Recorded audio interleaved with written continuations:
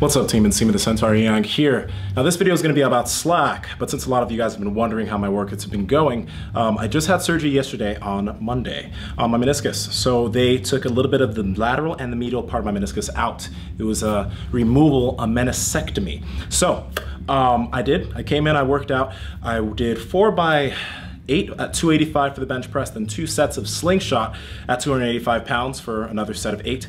I believe I then went to dumbbell seal rows and did maybe a 4x10 at 70 or 80 pounds. After that, I went ahead and did some bicep and tricep work, making sure to keep the weight off of the left knee.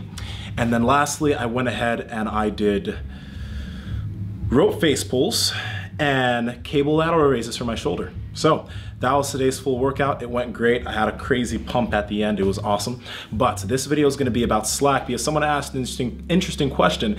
And as you know, the other day I made a video about how to correctly take slack out of the bar, but a few people are still confused about what slack actually is and why you're doing what you're doing when you deadlift. I'm also going to talk a little bit about joint slack and why we create torsion with our hands and our feet. Torsion as in the twisting motion. So I'm gonna have an assistant come in so we can get this demonstration going, and hopefully this is gonna be a short video.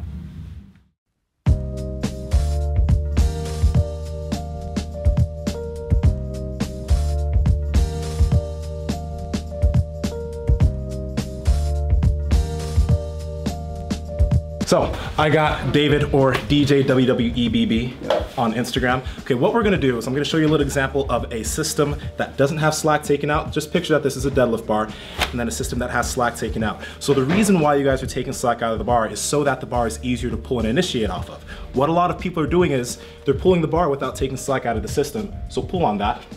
And you notice how he has to take all this tension out before he actually starts to pull. So in the video I made where you're taking slack out of the bar before you pull, is you're taking all that slack out, so when he does pull, I move with it. But if he pulls like this, it takes him a while to get that tension out of the bar, okay?